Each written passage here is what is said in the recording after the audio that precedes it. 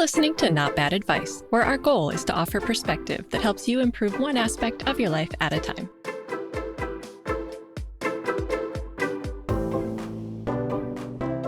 I'm Pamela Lund. And I'm CK Chung. And we hope that after listening, you'll think, hey, that's not bad advice.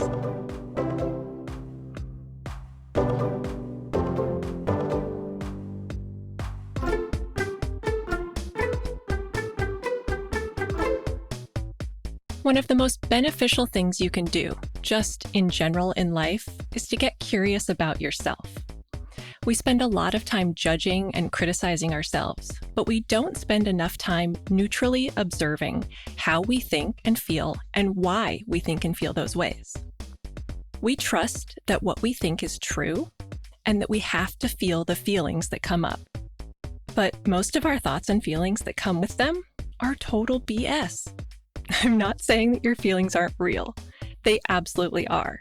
But they aren't necessarily the truth. The truth is what's behind the feeling, what's underneath the surface of the feeling. And when you know the truth, you can feel less of what's holding you back and more of what's helping you move forward. Emotions seem like things that happen to us, like we don't have any agency in how we feel, that we just have to feel whatever comes up for us. Some people get totally taken away by every emotion they have, and others try to avoid feelings altogether. Some people do both. We end up in this cycle of feeling everything, then wanting to feel nothing. We bounce back and forth between feeling too much and trying to numb. We spend our days feeling stressed, mad, annoyed, frustrated, feeling inferior, like you're failing or falling behind, being worried about money.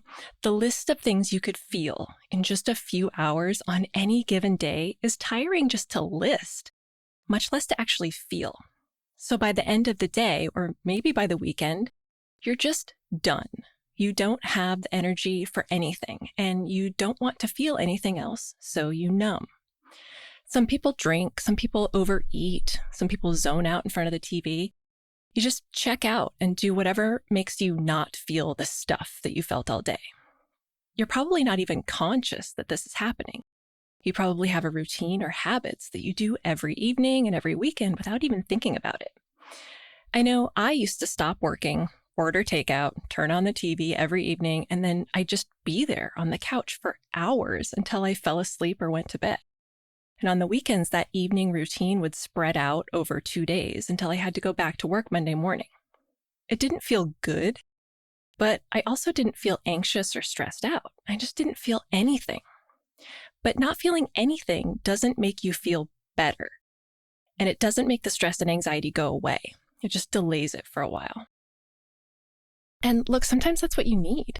Sometimes you need to just not feel anything for a bit. But when numbing out is habitual, and you have to do it to get away from feeling all the things, that's when you need to rethink what you're doing. So like I said, we think emotions are things that happen to us and that they are us. If you feel something, it's part of you. You are feeling it, so it must be, right? Well, what if it's not? What if a feeling is a suggestion or an invitation to change something? Feelings are kind of like the flag people in construction zones. They're there to get you to pay attention to what's happening and adjust your speed accordingly. They don't get in the car and drive for you. But we don't think about our emotions like this, like they are separate from us, because we're never taught to. Unless you go to therapy or are lucky enough to have someone else come into your life who teaches you this concept, you'll stay in this cycle of feeling everything and then wanting to feel nothing. So how do you get out of that cycle? Well, first, as always, is awareness. When you notice you're having a strong feeling, observe what you're feeling and be curious about it. Ask yourself, why am I feeling this way? And you'll get a surface answer first. Maybe you'll say, I'm feeling mad because my kids are annoying me. And that might be true, but why are you reacting this way now when your kids are acting the way they always act and it doesn't usually annoy you? What else is going on? Go deeper. What's under the surface feeling of being annoyed and mad? Acknowledge the feeling underneath. Maybe underneath you find that the truth is, I'm feeling grumpy and short-tempered because my kids are annoying me right now because I'm tired of being the only one taking care of them. So the feelings underneath are overwhelm or maybe feeling unappreciated. Your kids probably often do exactly what they're doing that's annoying you, but this time, because you've got these other things going on, you're feeling anger. Tired, hungry, overwhelmed, anxiety over not being used to being stuck at home so much, uncertainty about the future, lack of control, feeling hopeless. These are all things that will manifest in strong feelings about whatever else is in your immediate purview. Because you may not be able to do anything about the deeper issue, so you try to exert control over the immediate one. But simply bringing awareness to the thing you're feeling and what's causing it can help it dissipate enough that you can react with a calmer state of mind. The goal isn't to stop feeling things or to stop having strong emotions. That's what numbing is. The goal is to have agency in how you're feeling and to be curious about your feelings so you can start dealing with the underlying issues, why you feel the way you do, what your triggers are, what fears you haven't processed, what inner child stuff you've got going on, baggage, whatever you want to call it. We all have it, and most of our strong feelings are related to it. So once you're consciously aware of what you're feeling and the real why behind it, just take a pause so you can decide how to handle that feeling. The idea that we talk about a lot of creating space between your thoughts and actions is key in not making a bad mood worse by doing something you regret or spiraling into a darker place. Take a second here to ask yourself if what you're reacting to or what you're feeling is real. Yeah, the thing is, when it comes to feelings and emotions, is that it's more of a lower level primitive effect just above stimulus and response. So in terms of an evolutionary basis, this is more of a reactionary system. And it's useful for us humans because it gives us information according to patterns and thoughts and feelings that we've observed and felt before. And so our visceral system recognizes this type of stimulus or feeling and immediately responds with an emotional reaction.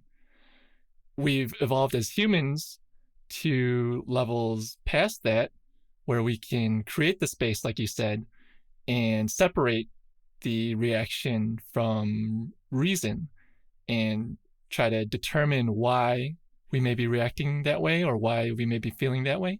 Because a lot of times when it comes to emotions, those feelings get stamped with our past thoughts and feelings.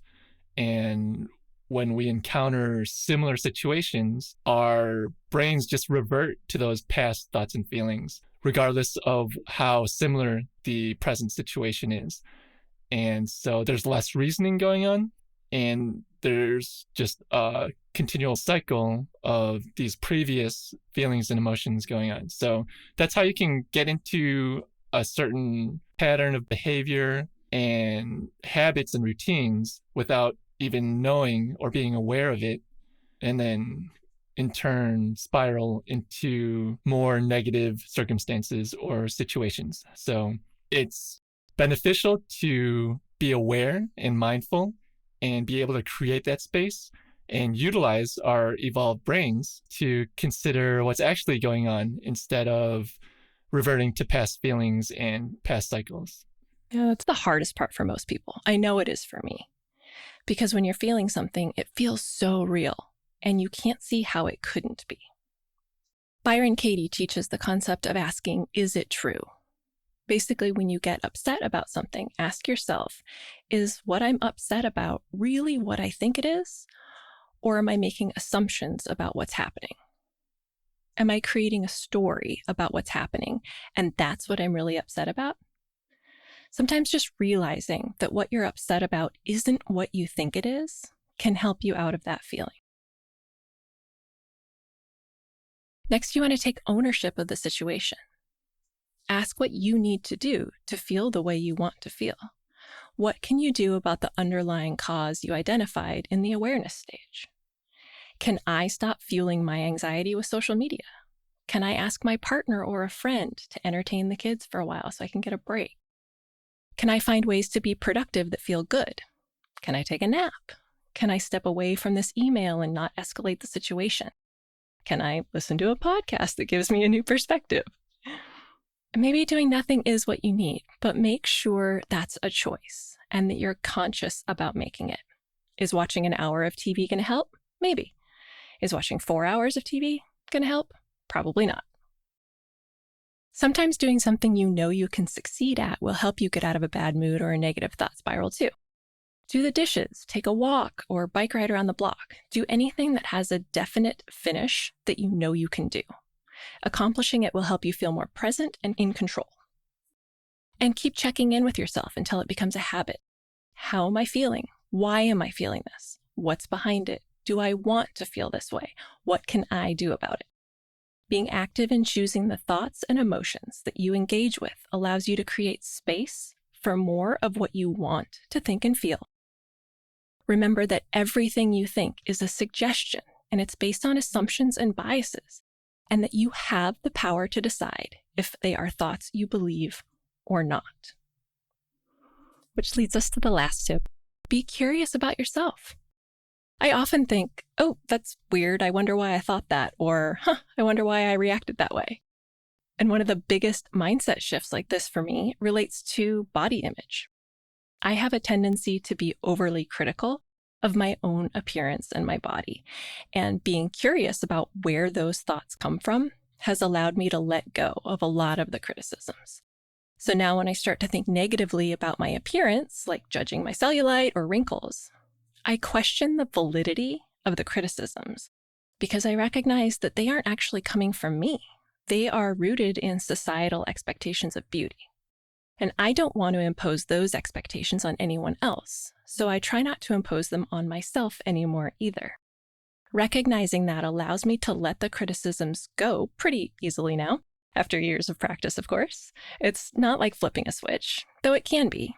But most likely it will take practice to retrain how you engage with your thoughts and emotions. But when you create space with curiosity between your feelings and you can start to feel like emotions are more like floating in calm water and less like being hit by crashing waves.